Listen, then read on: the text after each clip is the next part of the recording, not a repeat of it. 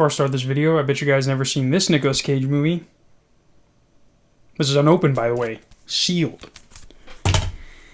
So if there's one thing I learned from watching Logan Paul and his adventures over the years, it's that getting under his skin is as simple as saying 3 words. You guys remember when he got into that Twitter argument with Chris D'Elia after he said, "No, it's not," to Logan saying his new video was important, and then Logan used 108 laughing emojis as his response. There is never a situation that requires 108 laughing emojis. If someone had a gun to my head and said, "Reply with 108 laughing emojis," I wouldn't be here today. But they go back and forth, and it ends with Chris saying, "Ask your fans to have their moms read this tweet to them out loud. See what they think." Now, Chris had already won after the tragic 108, and honestly, anyone would have won for that matter. The only way to lose to someone after they use 108 laughing emojis is if you recorded a video of yourself saying every racial slur there was. Otherwise, you could have replied to him with a monkey throwing his own shit, and that would have made him want to send 108 more emojis. And that was all from 3 words. If it wasn't obvious enough, Logan and Jake Paul, but we're not going to talk about Jake, hate being the butt of jokes. So much so that they'll go further than they need to go to make sure that we know they aren't bothered by it. I don't think I've ever seen someone so famous, yet would still take an insult from a random person to the heart as much as Logan does. And you've seen what happens when a famous person does it.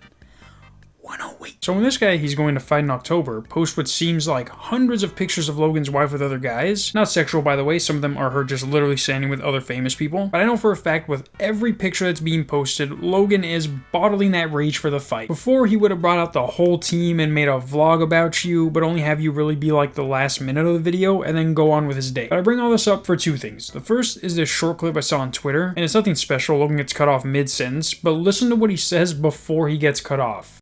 Yeah, go ahead, try. Yeah, try. See what happens. You'll choke out on this like liquid gold. Yeah, liquid gold. Here's the difference, bro. I learned from my mistakes. You're a 30-year-old. I learned from my mistakes. You're a 30-year-old. You're a 30-year-old. Logan, you're 28 years old. Maybe you could have gotten away with calling out someone's age back when Chris was making fun of you, but you're basically fucking 30 yourself. Logan loves to call out people's age like he's still that dumb little 18-year-old on Vine. You're 28. You cannot use someone's age as an insult and expect to win the argument when you're the same fucking age. But the second thing I wanted to talk about was footage from before this happened. I was trying to find the full video of this clip, but apparently they've only uploaded the clip before that happened. Now this is a 2-minute video. Here's the link. I'm Chris Hemsworth. You get the deal. But this 2-minute video is Logan, I guess, reacting to Dylan Dennis not showing up. And I use quotes because Dylan Dennis, he's obviously just late. But look at how much it bothers Logan. Unbelievable. Unbelievable. It's already begun.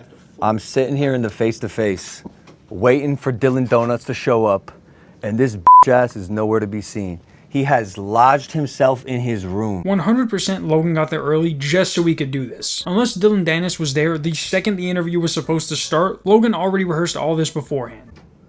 He has lodged himself in his room. Dylan, have the panic attacks started? Have you realized what you signed up for? Because this is real life, bro. No more keyboard warrior Twitter shit.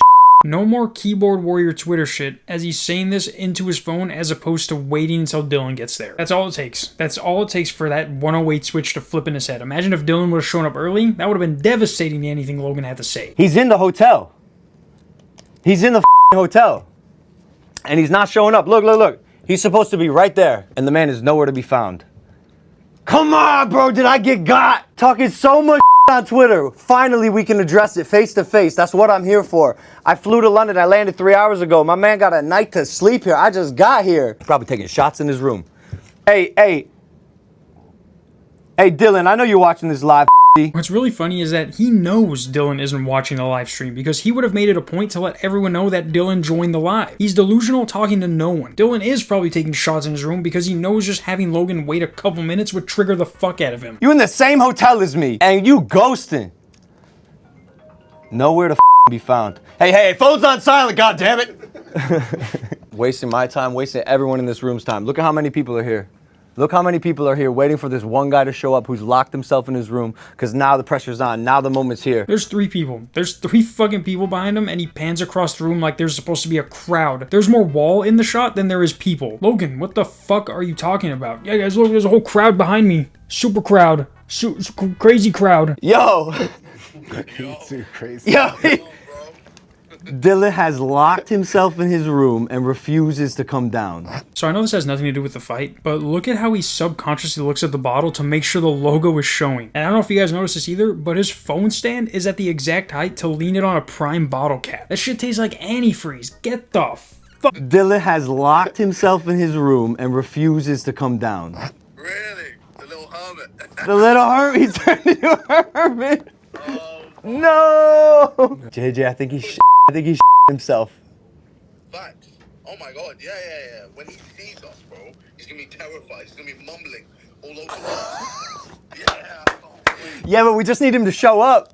Like, step one, show the up. So now he has KSI in on it, and now there's just a big old laugh for them. Meanwhile, Dylan's in his hotel room trying to enjoy his birthday, which was that day. I'm pretty sure talking to someone who has to include Prime in 10% of all their conversations is not as important as his birthday. Logan is trying desperately to make him look bad when Dylan is probably literally just outside the room hearing all of this. He doesn't have to watch the live. He's just hearing it from through the door, like, what the fuck is this guy talking about? If I was Dylan and I was watching this, I wouldn't have shown up. I would have seen how much it bothered him being a few minutes late and just waited for the press conference. It's not like he would have missed anything. Logan used the same picture he did at the press conference in this interview. Logan is always trying to be ahead of everyone, or at least he thinks he can be, before they can make a joke on him. That's never how it works, unless you're like Jeff Ross, who can just rip the shit out of you no matter what you have to say about him. But Logan has Vine humor. Oh, he shit himself. I think his asshole's actively leaking at the thought of just coming up at this interview with me. Logan has so much energy during this interview when that's all it is. It's a sit-down interview. Logan is trying to sell the fight, and Dylan is making fun of him, which is selling the fight just his way. If you guys haven't seen the press conference, you should check it out, because I hear Gideon was there and he was giving out cake to people in the crowd. Otherwise, get ready for more of this kind of Logan Paul until the day of the fight. See you guys next week.